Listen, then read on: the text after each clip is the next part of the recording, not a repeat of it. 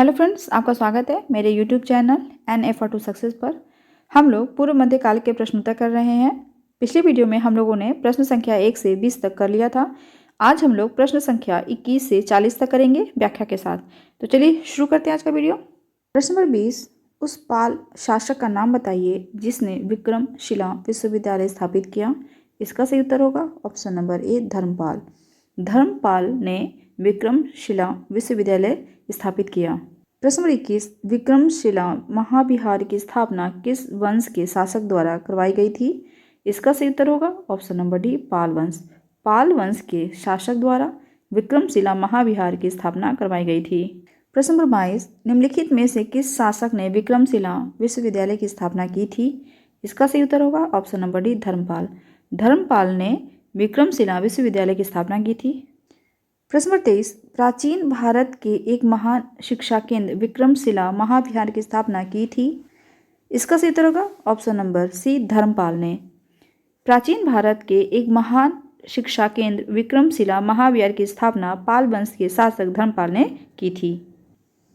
प्रश्न नंबर 24, निम्नलिखित में से कौन विक्रमशिला विश्वविद्यालय के संस्थापक थे। इसका सही उत्तर होगा ऑप्शन नंबर बी, धर्मपाल। पाल वंश के शासक धर्मपाल विक्रमशिला विश्वविद्यालय के संस्थापक थे। प्रश्न नंबर 25, विक्रमशिला विश्वविद्यालय इनमें से आज के किस राज्य में अवस्थित था।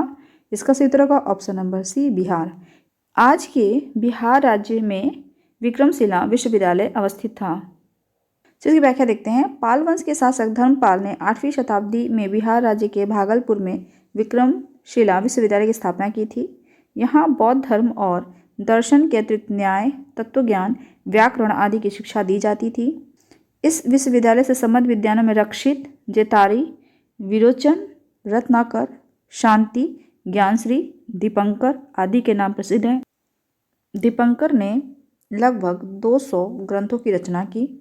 1193 ईस्वी से 1202 ईस्वी के मध्य में बख्तियार खिलजी ने इस विश्वविद्यालय को नष्ट कर दिया। प्रश्न नंबर 26, निम्नलिखित में से किस या किन राजा या राजाओं को जनता द्वारा प्रत्यक्ष रूप से चुना गया। पाल वंश के संस्थापक गोपाल को और पल्लव वंश के शासक नंदीवर्मन पल्लव मल्ल को जनता द्वारा प्रत्यक्ष रूप से चुना गया था। तो सही उत्तर हो जाएगा ऑप्शन नंबर सी, 2 और 4। चलिए व्याख्या देखते हैं। पाल वंश के संस्थापक गोपाल एवं पल्लव शासक नंदीवर्मन पल्लव मल्ल को जनता द्वारा प्रत्यक्ष रूप से चुना गया था। धर्मपाल के खालिमपुर अभिलेख से पता चलता है कि मत्स्य न्याय से छुटकारा पाने के लिए प्रकृतियों सामान्य जनता ने गोपाल को लक्ष्मी की वाह ग्रहण कराई। पल्लव शासक परमेश्वर वर्मन की आकस्मिक मृत्यु के उपरांत कांची के लोगों ने उसी वंश की एक शाखा के राजकुमार नंदीवर्मन पल्लव मल्ल को शासक के रूप में चुना था। यह हिरण्यवर्मा का पुत्र था। प्रश्न 27, निम्नलिखित स्थानों में से कौन सा स्थान पूर्व मध्यकाल में शिक्षा का केंद्र नहीं था। नहीं पूछ रहा है। नालंदा जो है शिक्षा का केंद्र था। विक्रमशिला भी शिक्षा का केंद्र था। उदंतपुर भी जो है शिक्षा का केंद्र था। तक्षशिला जो है पूर्व मध्यकाल का नहीं था, ये मौर्यों के समय का था। तो इसका सही उत्तर हो जाएगा ऑप्शन नंबर सी, तक्षशिला। इसकी व्याख्या देखते हैं। वर्तमान पाकिस्तान के रावलपिंडी जिले में स्थित तक्षशिला प्राचीन समय में गांधार राज्य की राजधानी थी। प्राचीन काल में तक्षशिला शिक्षा का एक प्रसिद्ध केंद्र था। यहाँ अध्ययन के लिए दूर दूर से विद्यार्थी आते थे, जिनमें राजा तथा सामान्य जन दोनों ही सम्मिलित थे। कौशल के राजा प्रसेनजीत, बिंबिसार का राज्य वैद्य जीवक, कनिष्क का राज्य वैद्य चरक, बौद्ध विद्वान वसुबंधु, चाणक्य आदि ने यही शिक्षा प्राप्त की थी। बौद्ध साहित्य से पता चलता है कि यह वैद्यक एवं धनुर्विद्या की शिक्षा के लिए विश्व में प्रसिद्ध था। 5वीं सदी के मध्य गुप्तों के समय नालंदा स्थित विश्वविद्यालय अस्तित्व में आया।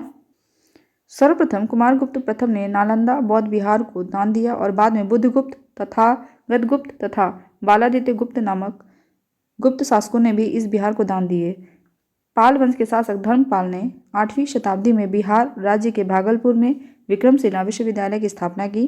पाल वंश के काल में उदंतपुर में भी एक विश्वविद्यालय की स्थापना हुई। प्रश्न नंबर 28, निम्नलिखित में से किसने राष्ट्रकूट साम्राज्य की नींव रखी। इसका सही उत्तर होगा ऑप्शन नंबर बी, दंती दुर्ग। दंती दुर्ग ने 736 ईस्वी में राष्ट्रकूट साम्राज्य की नींव रखी थी। जिसकी व्याख्या देखते हैं। राष्ट्रकूट वंश की स्थापना 736 ईस्वी में दंती दुर्ग ने की। दंती दुर्ग के संबंध में कहा जाता है कि उज्जैनी में उसने हिरण्यगर्भ महादान यज्ञ करवाया था। प्रश्न नंबर 29, निम्नलिखित में से किसने हिरण्यगर्भ धार्मिक कार्य कराया था? इसका सही उत्तर होगा option number C, Dantidurga. Rashtrakuta वंश के संस्थापक दंतीदुर्ग ने हिरण्यगर्भ धार्मिक कार्य कराया था। प्रश्न नंबर 30, निम्नलिखित में से कौन अपने पिता के अभियानों के क्रम में सैनिक छावनी में पैदा हुआ था?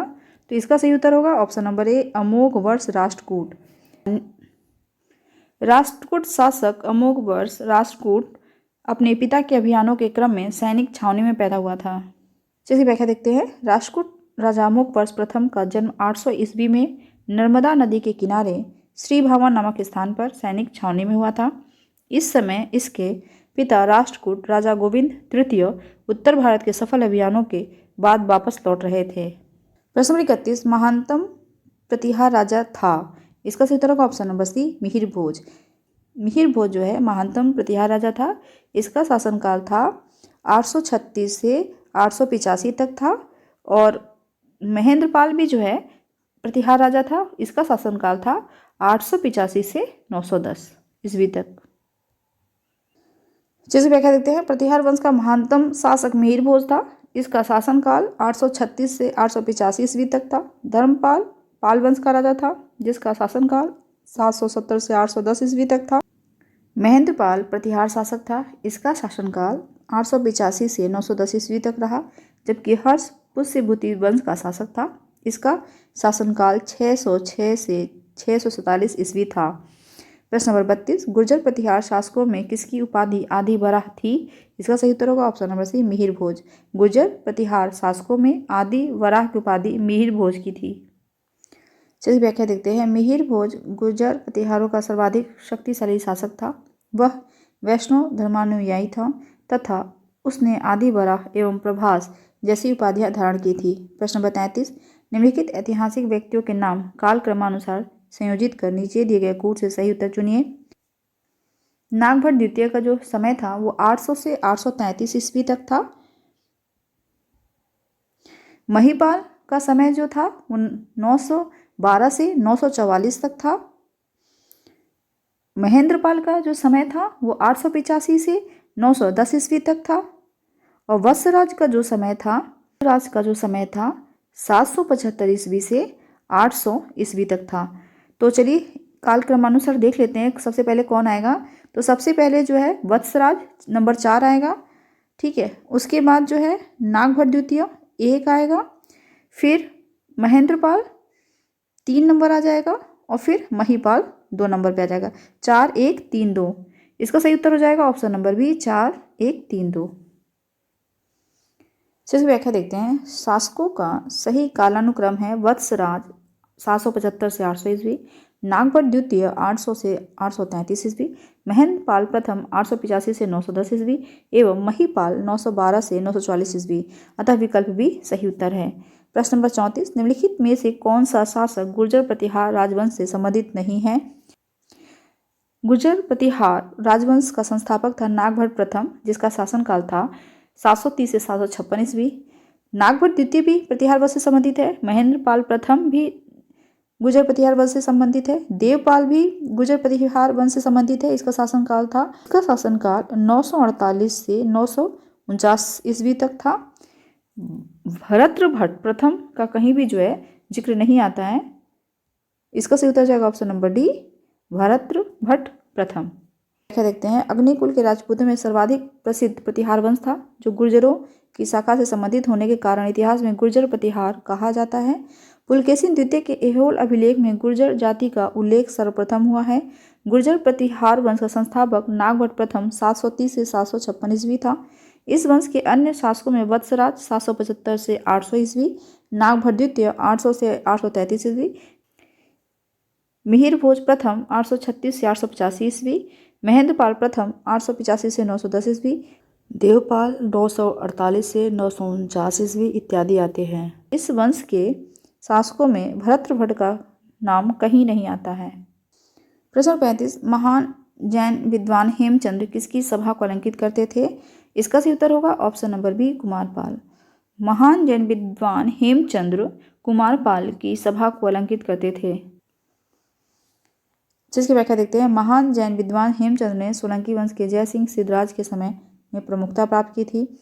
तथापि वे उसके उत्तराधिकारी कुमारपाल 1143 से 1172 ईस्वी के सलाहकार के रूप में उसकी सभा को अलंकृत करते थे।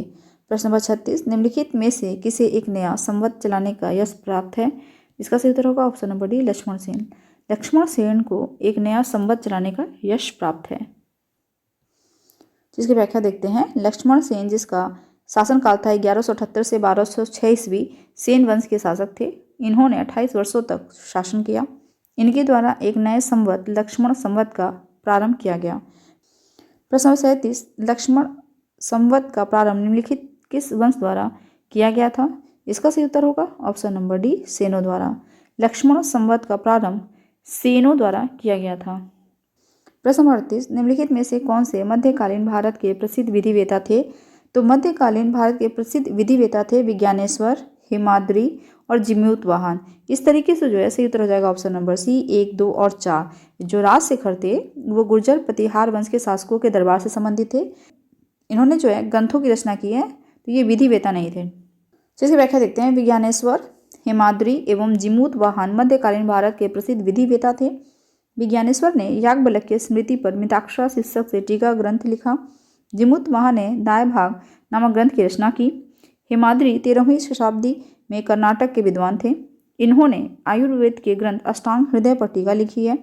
इसके अलावा इन्होंने चतुर्वर्ग चिंतामणि नामक पुस्तक लिखी तथा राजकार्यों के लिए नियमों पर भी पुस्तक लिखी है। अतः यह भी मध्यकालीन विधिवेता थे। राजशेखर गुर्जर प्रतिहार शासक महेंद्रपाल प्रथम एवं उसके पुत्र महीपाल के दरबार में रहते थे। इन्होंने कर्पूर मंजरी, काव्य मीमांसा, विद्यासाल भंजिका, बाल रामायण, भुवन कोश, हरविलास जैसे ग्रंथों की रचना की। प्रश्न 39, महान संस्कृत कवि एवं नाटककार राजशेखर निम्न में से किसके दरबार से संबंधित थे? इसका सही उत्तर हो जाएगा ऑप्शन नंबर बी, महीपाल और ऑप्शन नंबर सी, महेंद्रपाल। महान संस्कृत कवि एवं नाटककार राजशेखर महेंद्रपाल प्रथम और महीपाल दोनों के दरबार से संबंधित थे। प्रश्न 40, सूची 1 राजवंश एवं सूची 2 राजधानी को कूट के आधार पर मिलाइए। सूची 1, सूची 2। प्रतिहार जो है कन्नौज में शासन करते थे, चोल तंजौर में, परमार धारा में और सोलंकी अनिलवाड़ में। तो चलिए मैच करते हैं। 1 का द, 2 का अ, 3 का स और 4 का ब। द, अ, स, ब। देख लीजिए ऑप्शन नंबर डी, देखिए द, अ, स, ब, यही आंसर हो जाएगा ऑप्शन नंबर डी। जिसकी व्याख्या देखते हैं। प्रतिहार वंश का संस्थापक नागभट्ट को माना जाता है, किंतु वास्तविक संस्थापक वत्सराज था। प्रतिहार वंश का सर्वाधिक महत्वपूर्ण शासक मिहिर भोज था। प्रतिहारों की राजधानी कन्नौज थी। चोल साम्राज्य की स्थापना विजयालय ने की थी। तंजौर चोलों की राजधानी थी। परमार वंश का वास्तविक संस्थापक सिरियक द्वितीय था। परमारों की राजधानी धारा थी। चालुक्य अथवा सोलंकी अग्निकुलीन राजपूत थे। इस वंश का संस्थापक मूलराज प्रथम था। सोलंकियों की राजधानी अनिलवाड़ थी। चलिए आज के लिए इतना ही रहने देते हैं, अगले वीडियो में से कंप्लीट कर देंगे। उसके बाद जो है मध्यकालीन भारत का इतिहास शुरू हो जाएगा। अगर आपको मेरा वीडियो पसंद आए तो मेरे वीडियो को लाइक जरूर कर दीजिएगा। अपने दोस्तों के साथ ज़्यादा से ज़्यादा शेयर कीजिए। अगर आप मेरे चैनल पर पहली बार आए तो मेरे चैनल को सब्सक्राइब कीजिए। Thanks for watching. Good bye.